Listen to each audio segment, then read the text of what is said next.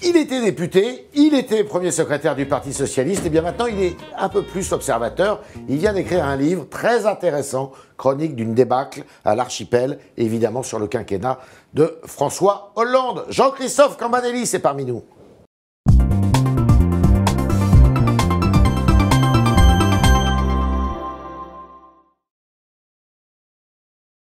Voilà, Jean-Christophe Cambadélis, bonjour. Bonjour. Merci d'être parmi nous. Ce livre qui est sorti la semaine dernière, il faut le dire. Macron, président des riches. Bah, il va avoir du mal à s'en... On a l'impression d'être 20 ans ou 30 ans en arrière. Oui, c'est clair, mais bon, quand vous commencez... Dans la formulation. Bien sûr, dans la formulation, mais quelle faute politique. Mais c'était dans son programme, c'était inscrit, c'était... C'était pas l'urgence. Je veux dire, moi, je ne vais pas donner de conseils au président de la République, puis même si je suis un spectateur désengagé. Vous êtes un observateur avisé, quand même. Mais qu'est-ce qu'il avait besoin de le faire? Pourquoi cette urgence?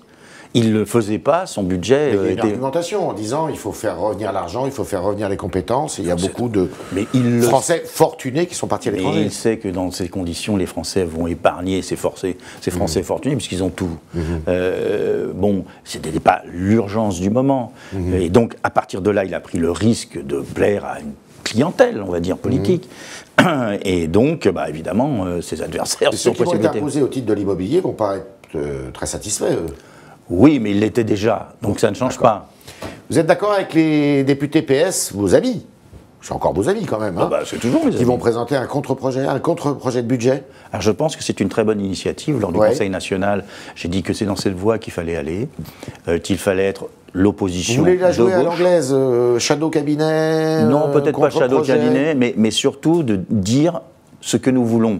C'est-à-dire on ne vous entend pas d'ailleurs. Qu'est-ce que vous voulez mais parce que je crois que le Parti Socialiste doit être plus ou autant proposant que opposant. D'accord. Et il doit être le parti de l'alternative.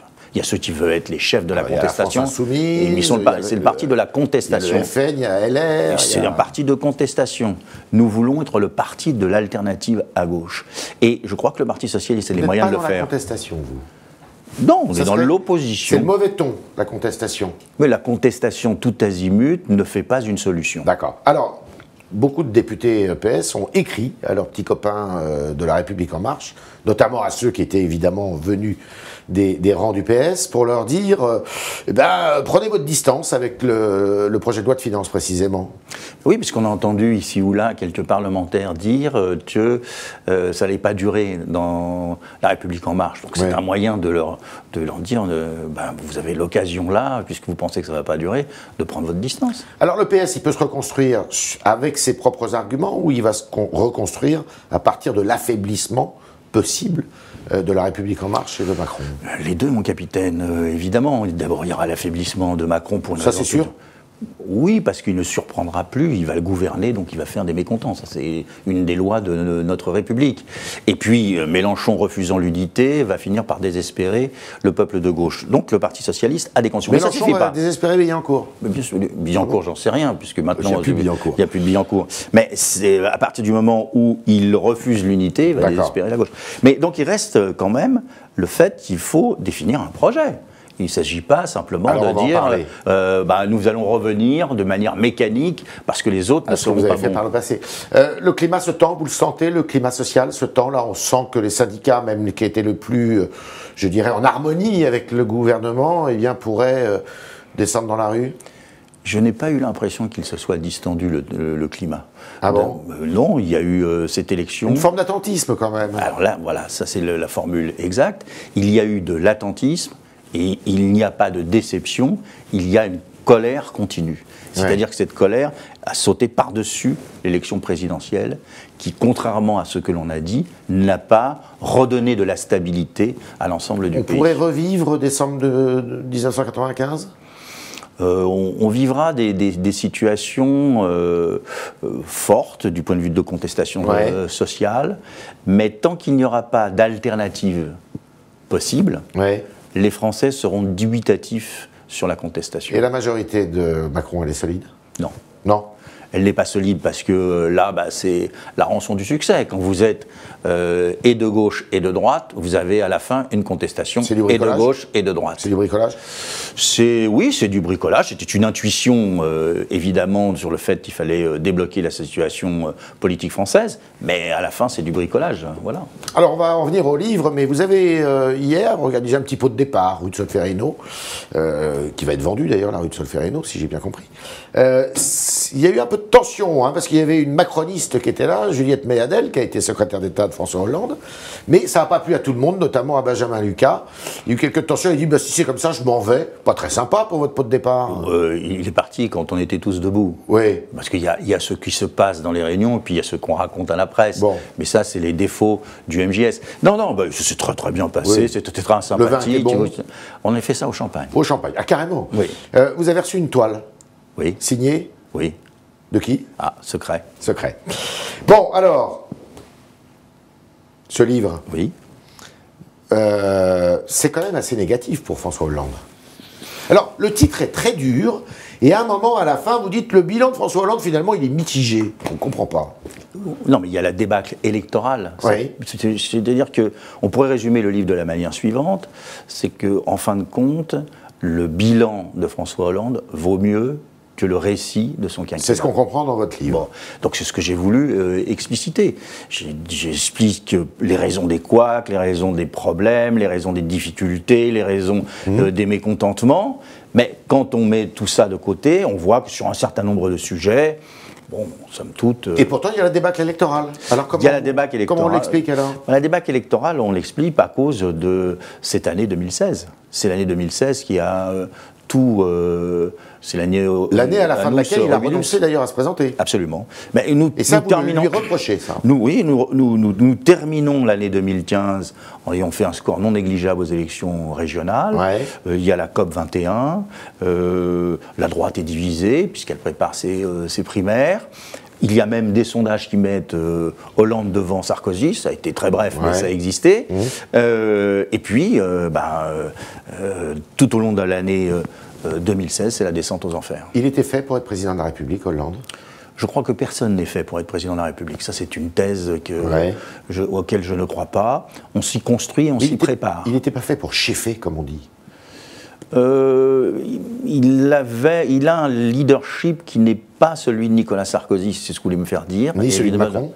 Encore moins celui de Macron, évidemment. C'est un homme qui n'aime pas l'affrontement, la violence. Et ça, on peut être président quand c'est comme ça? Mais bien sûr. Oui. Mais parce que on est un pays invraisemblable, qui conteste tout le temps et qui veut des chefs comme le général de Gaulle ou François Mitterrand. Vous aussi, vous contestez ou vous rebellez quand vous êtes pas content? Évidemment. Mais moi, je dis, aujourd'hui, nous avons des gens très intelligents, des dirigeants formidables, mais nous n'avons pas de personnes qui soient à l'aune du général de Gaulle ou de François Mitterrand. Donc la Ve République, d'un certain point de vue, ne fonctionne pas à cause de ça. Il faut la changer alors? Ah oui, je pense qu'il faut la changer, parce que je pense que la décision jupitérienne centralisée est un non-sens dans l'époque que nous vivons aujourd'hui. Il faut revenir à un régime complètement parlementaire? Il faut revenir à un régime parlementaire, beaucoup plus décentralisé, faisant le pari de la concertation, de la conciliation, du débat, etc. Au scrutin majoritaire ou au scrutin proportionnel? Si vous faites... Parce que Guillaume Larrivé, il dit la même chose que vous. Hein. Eh bien, c'est bien. Mais au scrutin majoritaire, lui. Moi, je resterai au scrutin proportionnel. D'accord. Mais surtout, une république décentralisée. Et vous avez des responsabilités dans ce qui s'est passé? Bien sûr. Parce que vous êtes tout... Enfin, là, mais vous êtes très critiqué quand même par vos petits camarades. Évidemment, bien sûr, mais c'est normal. Quand vous rejetez dehors quasiment même. Oh non, je ne dirais pas ça. Ils m'ont même retenu plus longtemps qu'ils ne l'auraient dû. Mais non, j'ai des responsabilités dans le sens où je me suis cru trop beau. C'est-à-dire j'ai cru capable d'infléchir la politique gouvernementale, de tenir tout le monde ensemble dans le Parti socialiste, de donner du sens avec les États généraux et la social-écologie. Tout ceci n'a pas suffi. Défaite morale, vous dites à un moment. C'est quoi?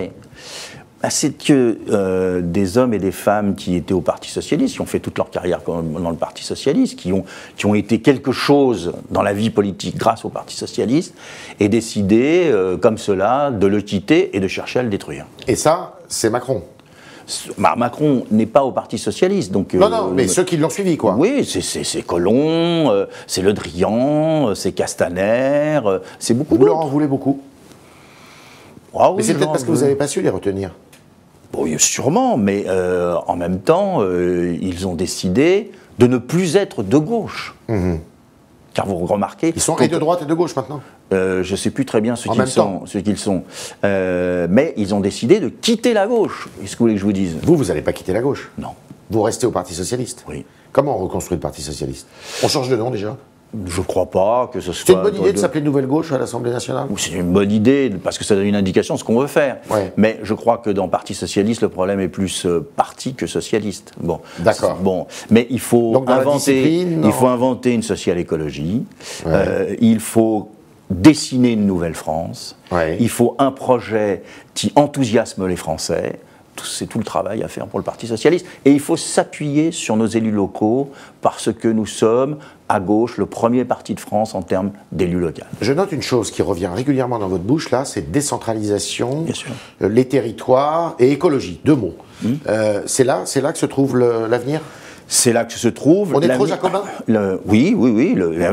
J'appelle ça le club des jacobins. Ouais. Regardez, Marine Le Pen, Wauquiez, Macron et Mélenchon, chacun à sa manière. Sont très centralisateurs. Sont centralisateurs, jacobins, et ils pensent tous que c'est à partir de Paris qu'on décide de tout. Et égocentrique un peu, c'est ce que vous y ajoutez? Ça, vous l'ajoutez, mais moi je n'en dis rien. Et alors, il faut déconcentrer tout ça? Il faut... Voilà, je pense que... Vous savez, le général de Gaulle, dans le discours de Bayeux, qui est le discours qui prépare la Ve République, il dit « Je fais des institutions pour les Français dans ce moment historique, dans le moment qu'il traversait. Et donc, il fallait la centralisation après la 4e République, et ce qui s'était passé. Eh bien, aujourd'hui, il faut faire des institutions qui correspondent à des Français, qui ne sont pas les Français d'il y a 10 ans ou d'il y a 20 ans. Vous voulez dire après la 3e République? Oui, après la 3e République. Vous avez dit 4e. Ah, pardon, excusez-moi. Et donc c'est pas les Français d'il y a 20 ans. Et le rapport à la politique n'est pas le même. La manière de dialoguer n'est pas la même. À l'époque, on était dans le noir et blanc et dans l'ORTF. Aujourd'hui, on est dans les réseaux sociaux. Imaginez le général de Gaulle venir au talk Le Figaro. Il aurait pu parler avec McLuhan, comme disait Malraux. Oui, bien sûr. Vous allez continuer à influencer, à tenter d'influencer la direction du Parti Socialiste? Je n'influencerai pas. Je ne parle pas de la direction physique, je parle de la direction idéologique. Je serai, je l'espère, une des voix de la gauche. Ah oui? À quel niveau? En m'exprimant. Premier secrétaire honoraire? Non, pas du tout. Je suis député honoraire, ça me suffit. Qui soutiendrez-vous au Congrès du PS? Pour l'instant, il n'y a pas de candidat, donc je ne peux pas décider. Il faut que quelqu'un se dégage? Oui, moi j'ai suggéré que ce soit le plus tard possible, parce que je pense qu'il faut une direction collective face à des partis tellement incarnés qui sont désincarnés. Oui, mais le problème, on sait ce que c'est qu'une direction collective. Il n'y a pas de ligne qui se dégage, quoi.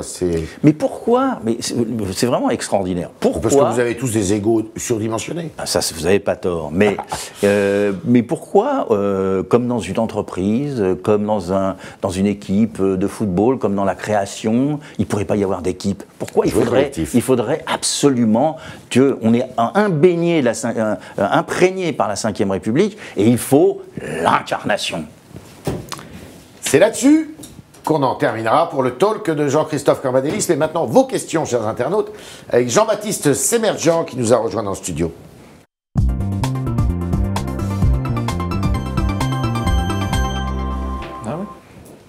Voilà, Jean-Baptiste, bonjour. Bonjour Yves, bonjour. Jean-Christophe Cambadélis. Une première question de Rime qui voudrait savoir ce que vous allez faire maintenant. Eh bien, je vais parler. Je vais m'exprimer sous différentes formes, je vais écrire, c'en est déjà ça, mais j'en ai déjà un autre en préparation sur ce que doit être la gauche dans les temps à venir. Vous avez quitté votre bureau? Oui, oui, j'avais vu que le Figaro avait annoncé que je ne l'avais pas quitté, mais je l'avais déjà quitté. Une question de Siloé qui vous demande de quoi vous êtes le plus fier de vos années à la tête du Parti Socialiste. D'avoir inventé la social-écologie. C'est-à-dire d'avoir fait évoluer le logiciel du Parti socialiste qui était que sur des questions sociales et qui n'avait pas intégré la question écologique. Et puis peut-être, ces quelques dernières semaines, parce que le 18 juin, quand je suis à Solferino, après la défaite des élections présidentielles et législatives, je suis bien sûr bien seul, mais je ne donnais pas cher du Parti socialiste. Et donc le fait d'avoir inventé une direction collective, une feuille de route pour le Parti socialiste, et d'avoir limiter les dégâts aux élections sénatoriales permet au Parti socialiste, non pas de se refonder, mais d'avoir les conditions pour le faire. Néanmoins, vous dites que vous êtes le premier secrétaire du Parti socialiste d'Épinay. Oui, dans le sens où, Congrès d'Épinay de 1971. Même si je n'étais pas candidat, la logique était que le patron du parti soit candidat aux élections présidentielles. Le futur premier secrétaire sera plus un secrétaire général qu'un premier secrétaire. Une question un peu plus politique. Chris Cos, qui sur le chat du Figaro, vous demande si vous sentez l'explosion sociale venir avec un président qui est dit président des riches. Alors je pense que l'hyperconcentration voulue par Emmanuel Macron, théorisée et réfléchie, va conduire à l'hypercontestation. Ah oui, ça veut dire quoi l'hypercontestation? C'est-à-dire que le président de la République a fait un choix. On n'est pas revenu là-dessus, c'est un moment très important. Vous vous souvenez, Édouard Philippe fait son discours de politique générale, et il dit « nous avons 5 ans pour réformer ». Le président de la République revient dessus en disant « non, 5 mois ». Et en concentrant tout, il y avait un véritable tapis de bombe de réforme libérale, en voulant faire la rupture libérale en 5 mois, il va concentrer évidemment tous les mécontentements. Et ça va arriver dans les mois à venir. Dans les mois à venir, d'autant que il ne le fait pas dans une démarche déconcentrée que j'appelle de mes voeux. Il le fait par l'imperium de l'homme qui décide en lieu et place des Français, qui fait le bonheur à la place des Français, parce que les Français sont feignants, ils ne veulent pas se réformer, et donc Macron sait, et donc Macron va faire. C'est lui qui parle, hein. Oui. Question de gens qui vous demandent pourquoi vous avez quitté Twitter. Tout à l'heure, vous avez justement parlé des réseaux sociaux en parlant de Charles de Gaulle. Alors, j'ai quitté Twitter pour faire symboliquement le passage de premier secrétaire à spectateur désengagé, pour ne pas être, en fin de compte, le premier secrétaire continu. Il y a beaucoup de socialistes sur Twitter qui ne sont pas premiers secrétaires. Bien sûr, mais je reviendrai un jour ou l'autre, mais pas en ce moment. Période de jeûne. Période de jeûne. Jean ajoutait que Benoît Hamon était carrément une star sur Twitter. Qu'est-ce que vous en pensez, vous? Oui, mais il valait mieux être dans les urnes. Voilà, c'était... J'ai une dernière question qui est un peu plus taquine, c'est Yvain qui vous demande si vous êtes venu avec votre palette rouge. Non, j'ai laissé ma palette rouge que j'employais à toutes les élections, mais qui a eu du succès dans la dernière. Alors, il faut peut-être expliquer c'est lequel la palette rouge. Une photo de vous en train de faire un meeting ou en train de parler dans la rue, vous étiez mis sur une palette rouge afin d'être un peu plus haut pour dominer la foule. Il faut dire je faisais ça, j'ai toujours fait ça, j'ai toujours monté sur une petite boîte. Cette palette rouge-là ou vous changez? Non, cette fois-ci elle était rouge, mais j'ai toujours monté sur une petite boîte pour pouvoir haranguer les concitoyens. Sartre, lui, c'était sur un tonneau. Oui, c'était sur un tonneau, mais c'était à Billon-Billancourt, décidément, on y revient. C'était les réponses à vos questions, chers internautes, de Jean-Christophe Cambadélis, dont je vous recommande la lecture, Chronique d'une débâcle à l'Archipel 2012-2017, soit évidemment le quinquennat de François Hollande. Et c'est à cette période que Jean-Christophe Cambadélis était premier secrétaire du PS. Merci Jean-Baptiste. Merci aux internautes. Merci Jean-Christophe Cambadélis. Merci de votre invitation.